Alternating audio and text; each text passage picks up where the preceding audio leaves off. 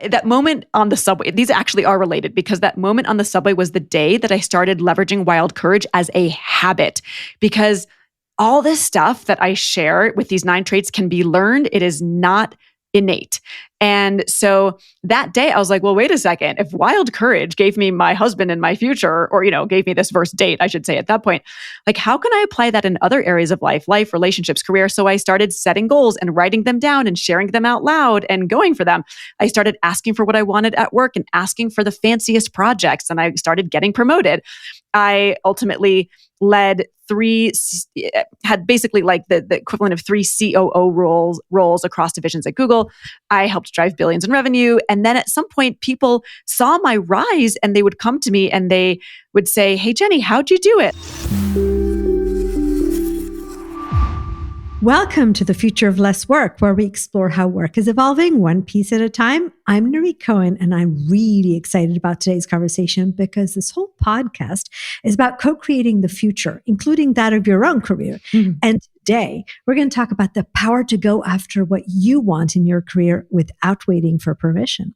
So I am honored to host Jenny Wood, former Google executive, career strategist, and author of the new book, Wild Courage, Go After What You Want and Get It. Yay. Hey, Jenny. Welcome to the Future of Less Work. Thanks, Nirit. I'm so pumped to be here. That title. Well, thank you. Tell me, how did this happen? I mean, where did this come from?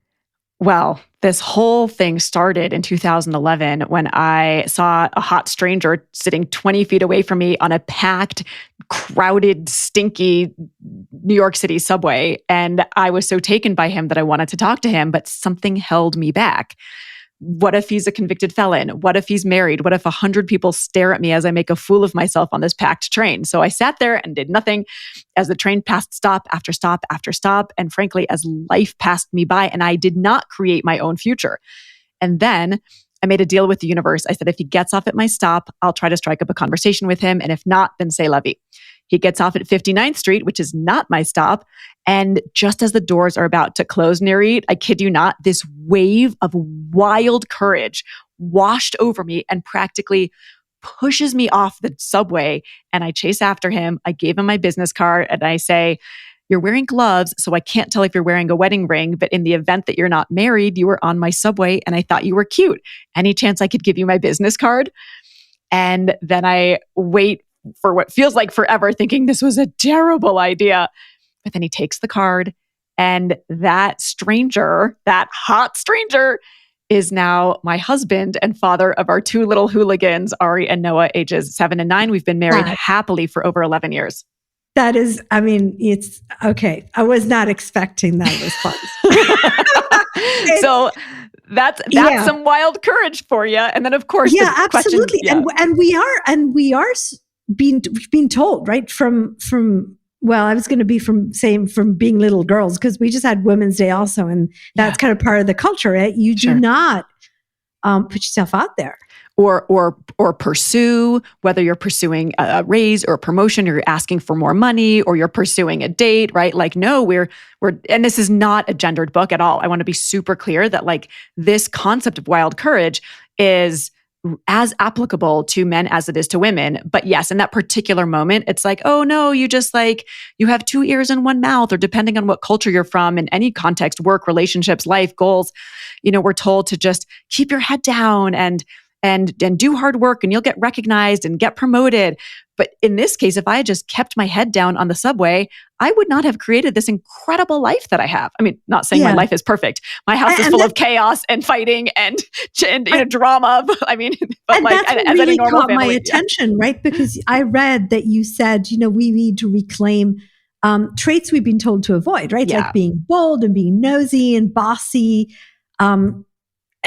I think maybe this is a good time to stop for a second and rewind to your own career journey, right? Because, and I was thinking about that as I was introducing you. I hate introducing with a former, because I used to introduce myself as a former, Intel leader. And it's like, okay, not a former, you're a current career strategist and you're currently an author. This is really exciting. Yeah. But You did go from entry level role at Google to an executive, right? Yeah. And Yeah. somewhere along the way, you pivoted to Right. careers. How'd that happen? I know, accidentally. So, that moment on the subway, these actually are related because that moment on the subway was the day that I started leveraging wild courage as a habit, because all this stuff that I share with these 9 traits can be learned. It is not innate. And so that day I was like, well, wait a second. If wild courage gave me my husband in my future, or, gave me this first date, I should say at that point, like, how can I apply that in other areas of life, relationships, career? So I started setting goals and writing them down and sharing them out loud and going for them. I started asking for what I wanted at work and asking for the fanciest projects. And I started getting promoted. I ultimately had basically like the equivalent of 3 COO roles across divisions at Google. I helped drive billions in revenue. And then at some point, people saw my rise and they would come to me and they would say, hey, Jenny, how'd you do it? Like, you're not in HR, you've never worked in people operations, but it seems like you've had a really good career here. What are your strategies? And so on this one Tuesday, I was walking out of an engineering meeting where I was delivering, bug updates from our customers to them. And I said, well, maybe I'll write down some tips of like the real non-bullshit stuff. Can I say that on this podcast? The real non-BS stuff that actually helped me get promoted many, many times at Google. And maybe I'll just do a training. And I wrote down maybe a dozen tips. I thought, I don't know, maybe 5 or 6 people would come to this training.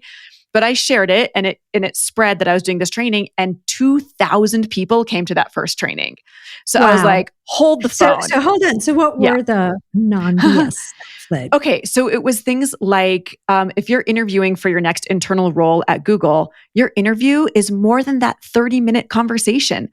Go look at that team's work because it's internal. Find some things that are broken and offer solutions in an email, in a doc, in a spreadsheet before you even have that interview. Solve their problems for them. Be totally proactive. Be professionally persistent.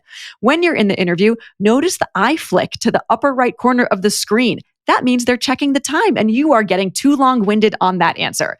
So that's like, it was very practical. It was very tactical. It wasn't like HR might say, and absolutely no knock on HR. We had the most incredible HR and learning and development organization at Google, but it's always going to be a little bit more ivory tower, a little bit more general. So whereas, someone might say, don't be long-winded in your answers, the Jenny version of that was notice the eye flick. That means that you are being too long-winded. Stop your answer, finish it, and then for your next interview, practice that answer in 2 minutes, not 3 minutes. So it was that level of specificity that I think really was attractive to people.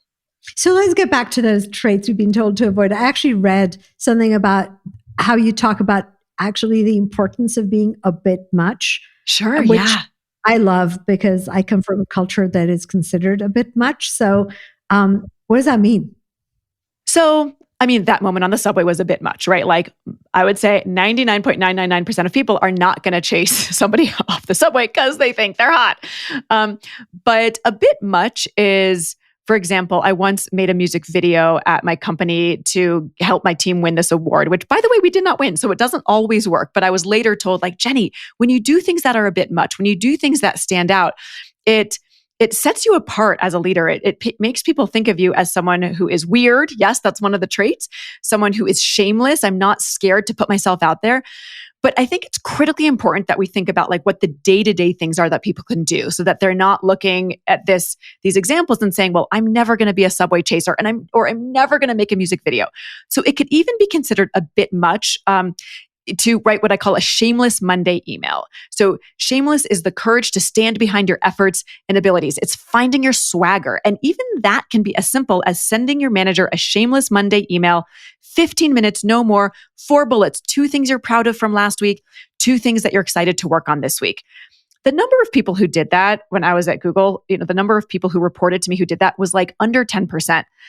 And does it feel like a bit much or over the top to send your boss an email every Monday saying what you're working on? Sure, maybe to some people, but guess what? It's incredibly effective. And it breaks my heart to see talented, skilled, well-networked people who don't get promoted, don't get raises, don't get on the biggest projects because they're too nervous to do something as simple as send their boss an email because they're scared of how it might look. Will I look like a brown noser? Will I look like I'm pissing up? Because we get told, first of all, self-promotion isn't a thing, right? It's just like your work should speak for itself. The biggest lie you've ever been told in your career is your work will speak for itself.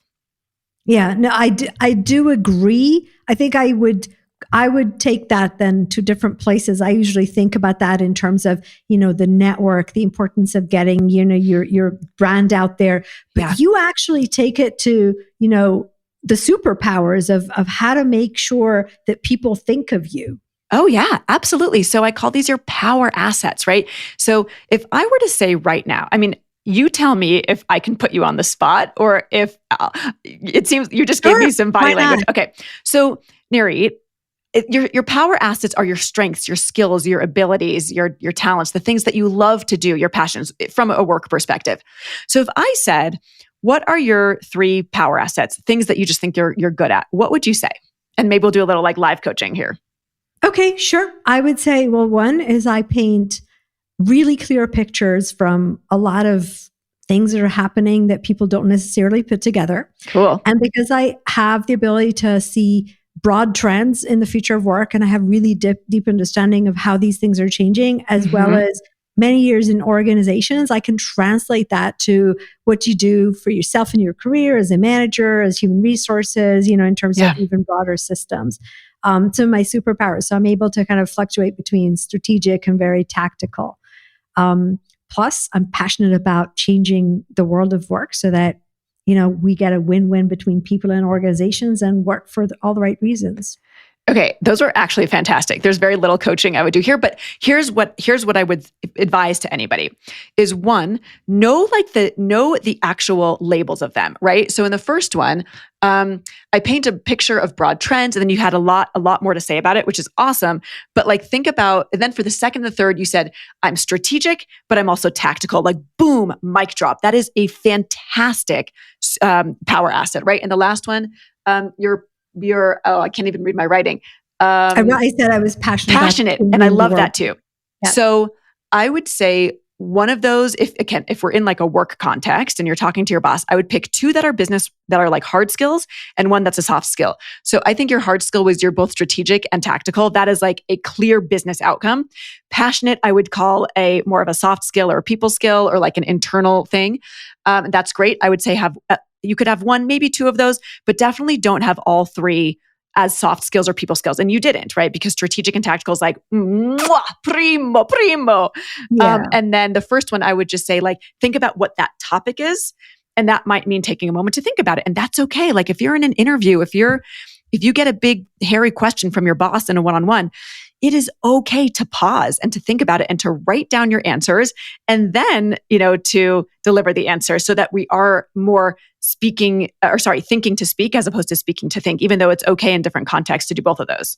And you talk about this as internal conversation with your boss. I think these days, part of what I speak for a lot, right, is the changing world of work opens a lot more opportunities for people than just kind of the next role as the clear career path that you think you see. I keep telling people there's a lot more opportunities out there that need what you know how to do, but they're calling it different ways, right? Oh, yeah. So the more you're able to speak about the value you bring, I think is the way I would say it. In their language. So, we don't have to. Language, yeah. Exactly. So I've got this tool called the Past Future Bridge. And this is perfect for people who are switching industries because that could be a really scary place to be, right? Where you're like, I've got 10 years in this company or this industry or this organization, but I'm sick of it and I'm blowing my brains out and I want to move on, right, to something different. But how do I translate my skills to that new industry?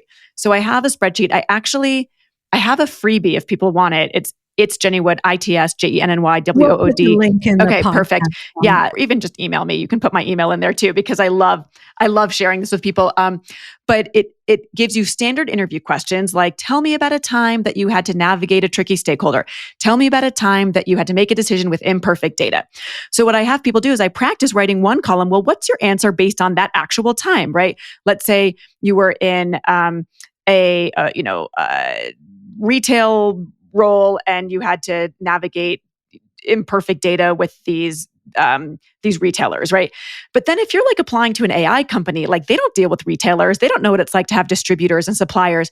So then the second column is where you practice, like you use the bridge. It's called the past future bridge. You use the bridge that says, and in this AI role, I would do X using those same skills. So then what you do is it's forcing you to practice translating it to their language because otherwise you're just like speaking Greek to them. And I love what you said about you might have XYZ 7, 8, 9 skills or power assets that make up your power portfolio. We've already talked about how to have the right balance of business versus personal.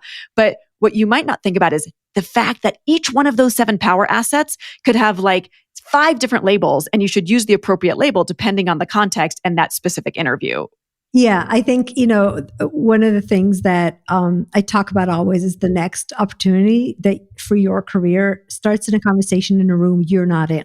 And people are talking about, right? It could be internal in the organization, an org change, a project, or it could be external, and we say, who do we know that can do this? And part of that is figuring out what this is that they're talking about, which is something you can do, but they're calling it in different Exactly. names. But the other thing that you're bringing up that is so critical here, and I talk about this as being manipulative, which seems so scary, but manipulative is simply the courage to build lasting relationships, the courage to build influence through empathy. Because whether you're selling a product, an idea, or frankly yourself, the ability to win friends and allies and supporters is all about mutual benefit. So how do you benefit your boss? You want to be your boss's Advil, right? And you do that by telling them what you're good at. So like forget interviewing for another job. Let's talk about the right here, right now in that weekly Tuesday meeting with your boss. I once had this direct report, Phil. He was an incredible manager on my team. Frankly, I thought of him as a great people leader. I kind of had branded him that way. He came to me. He set up a career development conversation, which I recommend everybody to do every 6 months. Don't have it as bullet 7 out of 7 on your standard one-on-one document. You will never get to it. Or if you do, you'll spend 30 seconds on it. Title that meeting. Organization to organize a process. Be super proactive. Title that meeting on your manager's calendar, career development conversation. And then he brought me his 3 power assets, right? He had this nice mix of business and personal. They made up his power portfolio, just like your financial portfolio. And he said, one of them is innovation. And I was like, Phil, innovation? Tell me more. I would never think of you as an innovator. And he's like, well, I love being creative. I love building new products. I was like, you like building products?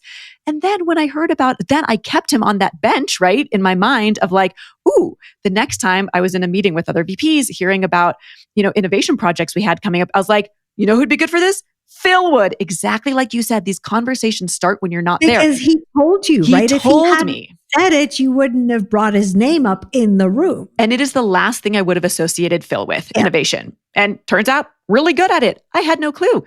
That is shameless. Shameless is the ability to stand behind your efforts and abilities. It's not shameless, obnoxious, or over the top. It is. You're not making this up. You're just you're stating facts. Saying, this is what I know. This is what I'm good at, which is really hard, right? It is hard. We're not taught to say this is what I'm good at. You also touch on another one that I thought was fascinating because everybody knows it's there and we never talk about it, which is the work we do that nobody promotes us for. Oh, say more about that. Well, you talk about, I think, the things people get stuck in. So we kind of, we have these career traps, right? Yes, I know exactly what you mean. We do things for the organization or for the team, and I once wrote about it in the context of women usually take up a lot of these. Yes. Now I know exactly what you're thinking of here. And so one of the most strategic things you can do to be selfish in the right way, right? Selfish is the courage to stand up for what you want. It's being your own champion. It's also something that helps you be brutal, which is the courage to set boundaries and own your time and curb your people pleasing and say no, right? And so the tool here is say yes to the big and no to the small. So what do I mean by that? It sounds really obvious, but common sense is rarely common practice in these contexts. And this is saying yes to the big. Like what's big? That H2 marketing project that the CEO cares a lot about. And that is like their North Star because they have it in their OKRs or their goals for that year, right? So that's big. knowing that your boss cares a lot about improving your customer satisfaction rate. So, it's raising your hand to contribute to the goal to increase it 12% or whatever it is. So those are big things. Read your VP's weekly newsletter. Find out what projects they're caring about. What are they talking about? Go to the town hall and listen to what they care about for the company. That's big. Say yes to those things. Now, say no to the small. What's small? Being the 19th person to reply all on the happy birthday Jimmy email, or going to every single meeting where you neither add value nor derive value, right? Even though it's on your calendar, you can say no to that. Or what people oftentimes get caught up in is, hey, we need someone to plan the offsite, right? Well, we need someone to set up for the holiday party. We need someone to take notes in this meeting. Now, all these things are good for collaboration and for happiness at work and for friendships and for adding to the culture. So you don't want to unequivocally say no. But if you're tipping the scales too far in that bucket of the small, right? Because you're not getting promoted for these things, you are doing yourself a big disservice. And so if those are often falling on you, or when the boss asks, who can set up for the holiday party? And you raise your hand because you're a people pleaser and you feel bad saying no, recognize that this is actually what I call NAP work, N-A-P, not actually promotable work.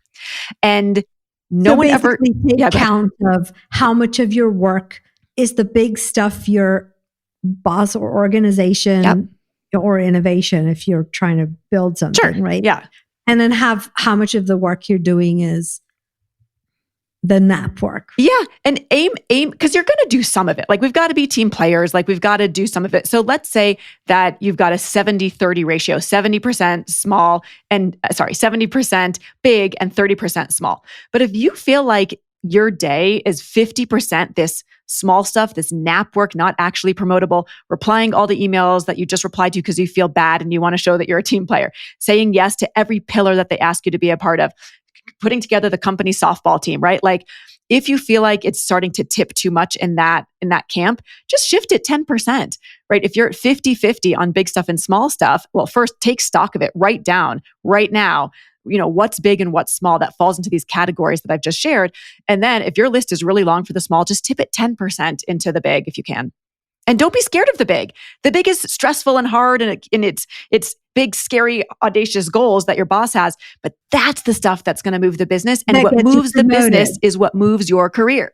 Right. And it's more, I think, what you're talking about, the proactive mindset, is go after these things. You don't wait them to be handed to you.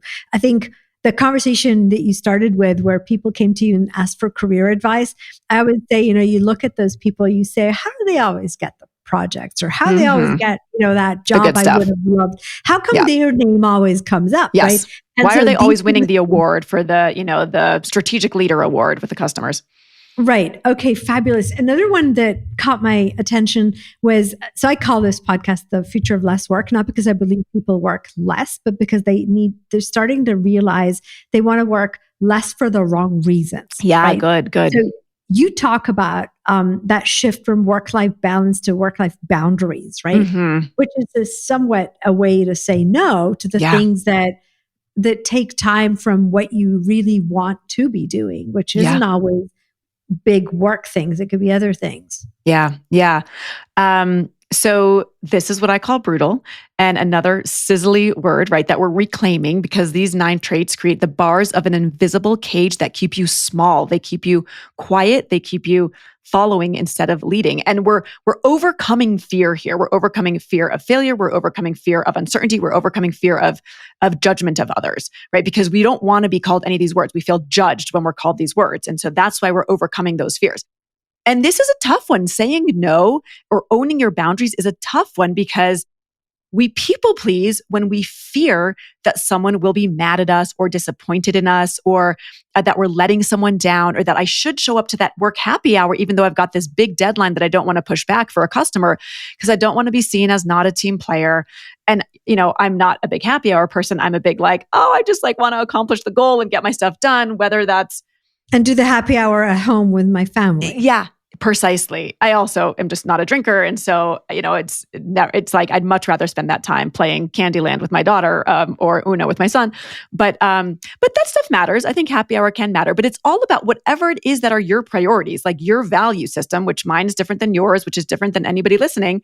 The power of no is incredible, and people pleasing pleases no one, and it keeps you small. And being brutal about your calendar, your favors that you say yes to or no to. Honestly, it's cleaner, it's more effective, it's far kinder. So cut through the bull, spare everyone's time and energy, and say no to the stuff that is not lighting you up. If it's sometimes we say yes, and like I just got asked to do this course with somebody, like to be a guest lecturer in this course. And my North Star right now is keynotes at companies, it's facilitating workshops, it's consulting, and that is my revenue driver. And even though I love saying yes to favors, when I can, there is a point where I just cannot take on any more favors. But what keeps me from saying no is feeling bad, feeling like I'm a bad friend or I'm not collaborative. But I said yes to something the other day, Nirit, and then it turned into like 20 other yeses, because then we had to schedule the meeting. That took time. Then we had to reschedule it when someone had a dentist appointment that conflicted. That took time. Then they needed my bio and I realized they needed a different bio. That took time. Then they wanted to know the topics I wanted to talk about in the session. That took time. It's like one yes leads to 20 yeses. Yeah, and we most of our conversation today was about within the organization, and I listen with that perspective, and I'm thinking, okay, but my boss expects me to be able to do some of the stuff that's like organize the party, and then I need to show up to these little events that I don't feel comfortable in. I would rather be in something else, but it's part of the organization. And at some point, it starts creeping up. But they teach us that that's the way to create relationships. And what's going through my mind right now is even when we went remote and dispersed and we learned to work through digital, it became even more important to build trust this way. Yeah. And I want to be super clear, because like I would say part of being, thoughtfully manipulative, which is building lasting relationships and influence through empathy, is showing up to the happy hour. So like of all the examples we just gave, that is one where you want to go sometimes, or you want to be with people. If you're 3 days, if you've optional work from the office, work from home, like I think showing up does matter. It's more about like, if you're always the person who is counted on to take the notes or to plan the administrative thing. Like there are dedicated people at companies who can do that. Or spread the love. If you're in a room of 12 people and you raise your hand for that stuff out of a misplaced obligation to, like, oh, no one's raising their hand, so I'm uncomfortably just going to raise it so we're not sitting here in silence. That's when I want you to keep your hand down. Yeah, I do think there's a lot of what you shared that actually is good. We all have some of that, right? And it's part of the work. Yeah, it's absolutely. Part of the relationship building. It's part of, the trust, but manage it. Don't get forced into, and also choose consciously. Choose consciously. Yes. And choose from a place of wild courage. Choose from a place of not living in fear that you won't be seen as a team player, or living in fear that if you don't do it, nobody else will. And then sometimes, brutal, this concept of brutal extends to totally different things, like, an example that happened yesterday. Someone pitched me on something and my chief of staff wrote back an email, and she's like, Jenny's not going to go with this proposal because we're really pulling back on marketing budget now that the book is out there. And then she added something that I would say was not brutal. She said, but if you still want to put together a proposal and give Jenny a sense of, what you could offer in the future, maybe Jenny would look at it. And I gave her feedback. I was like, actually, I would have cut that paragraph. You could have been brutal, Carolina. You could have just said, we're not going with it. And, for XYZ reasons, because we're cutting the marketing budget. And instead, she felt the need, I think, to people please, to give this guy a little bit of a glimmer of hope. But I was like, no, again, brutality is cleaner, more effective, and far kinder. So cut through the bull and spare everyone's time, right? Like I mentioned before. And I think that can get really scary to do. My friend Kim called her wedding off 3 days before the wedding. And was that brutal?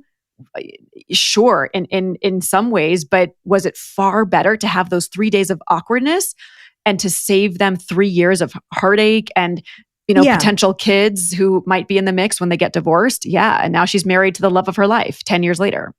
Right. And so I think part of basically where you're saying part of courage is also to be able to live in that uncomfortable situation, but really be clear on and like everything in life, right? Is what are you going to go after and pay the price, and what you shouldn't pay the price because it's not worth it. Yeah. And sometimes you do pay the price. Can I share something that happened to me yesterday that was like, it felt horrific? Go ahead. Okay. So I'm going to pull up an email here. So let me just take a moment.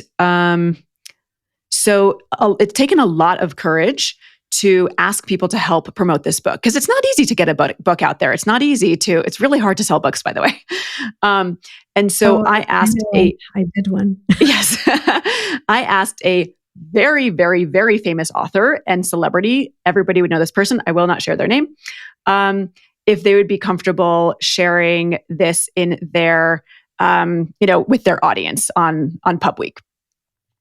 And this person wrote back, again, very well-respected mentor, someone who I feel very close to, but who I know doesn't love to be asked. And I did it anyway. I had wild courage and I was shameless as I encourage people to do. And I was a little bit reckless. I erred on the side of action. I thought, be fearless, Jenny. If you're on the fence, go for it, even though it might ruffle feathers. So this was the email I got back.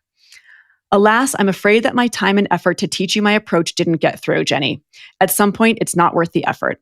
I don't even know how to respond to a pitch to share with my audience, paraphrasing, as part of your launch. You decided to do something you knew I would hate. No one likes to be hustled. Good luck, but I think it's best for us to move on. Yeah, and so we put ourselves out there. We don't always get the love, right? And I will.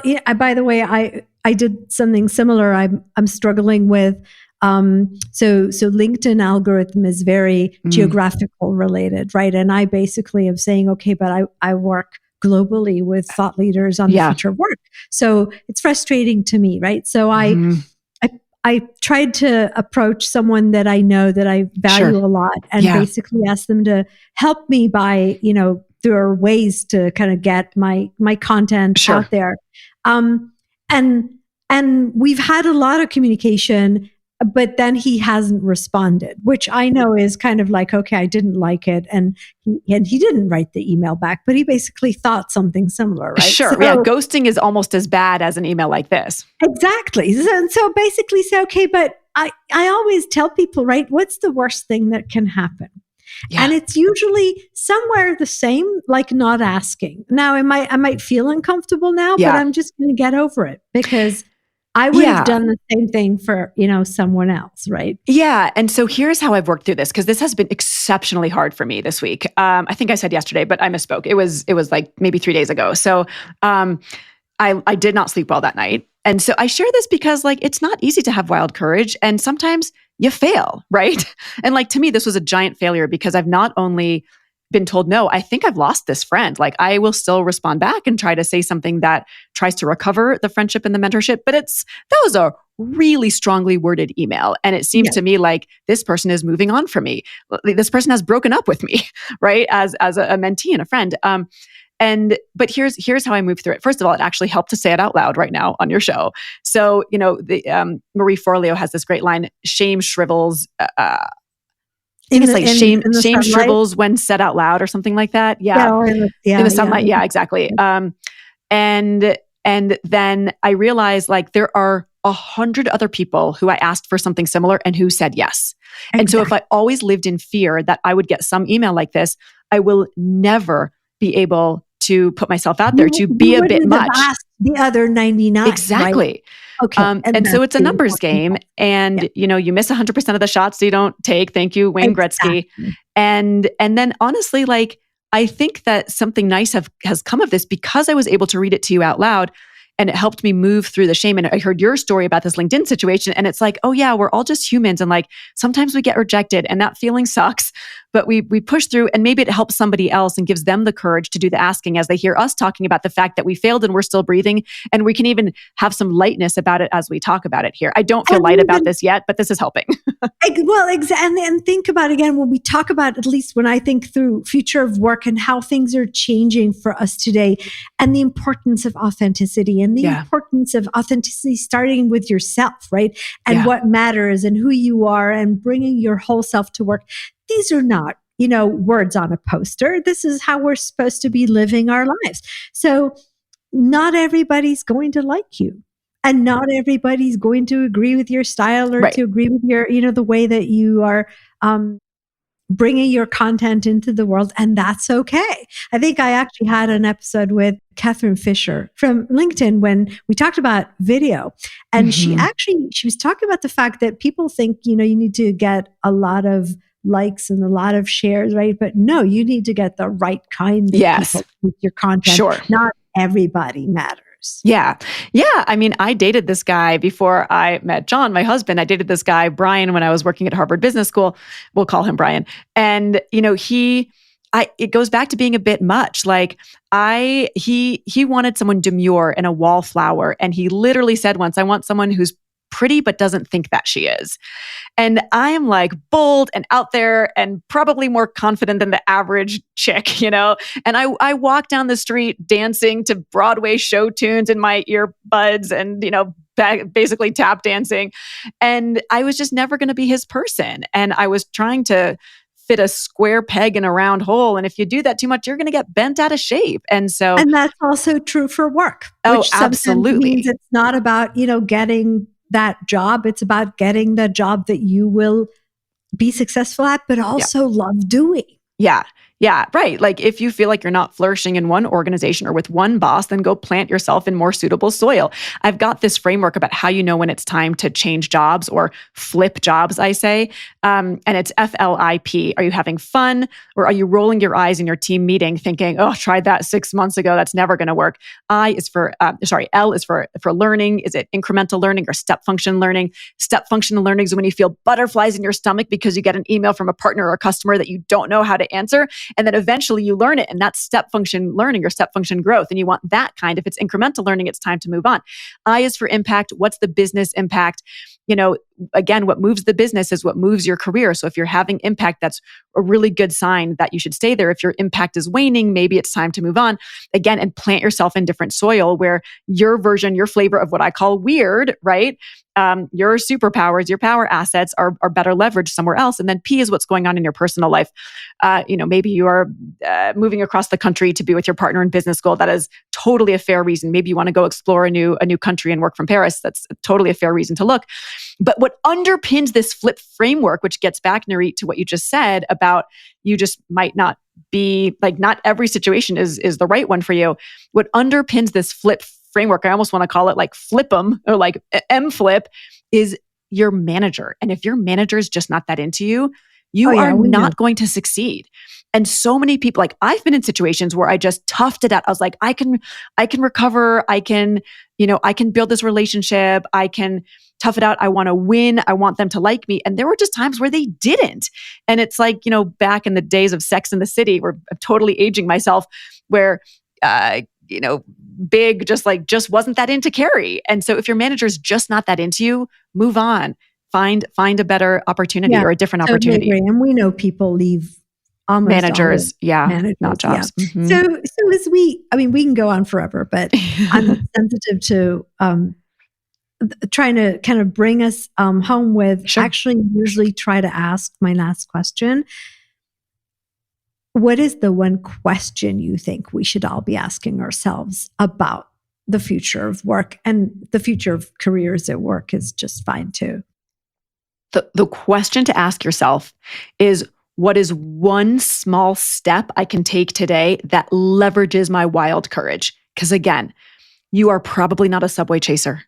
And that is okay. But there is one thing you can do, raising your hand in the team meeting, when you typically would stay quiet, and asking a question of the VP, being the first one to ask the question because it stands out and it actually eases your leader's imposter syndrome, because when they get to the question part of the town hall of 200 people, they are nervous. No one's going to ask a question and that no one's engaged. So that actually puts them at ease, because leaders get stressed out too and feel imposter syndrome too.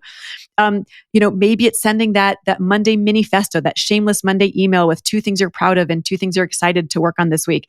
Maybe it's the one small step of wild courage of identifying your power assets and trying to frame them as 2 business skills and 1 people skill. It's any one of those little moments, because none of this stuff you are born with. All of it you can learn. So that's the one question to ask yourself is, what is one step I can take today to live with 5% more wild courage, even if I'm never going to chase someone off the subway, because that's most people. Yeah, I think it's have a wild courage moment is really a good post-it to have on your screen. That's awesome. Jenny, this has been fabulous. Thank you so much for joining me today. For more about Jenny, her book, Wild Courage, Go After What You Want and Get It. And also we did talk about some links and we'll put those in the podcast description.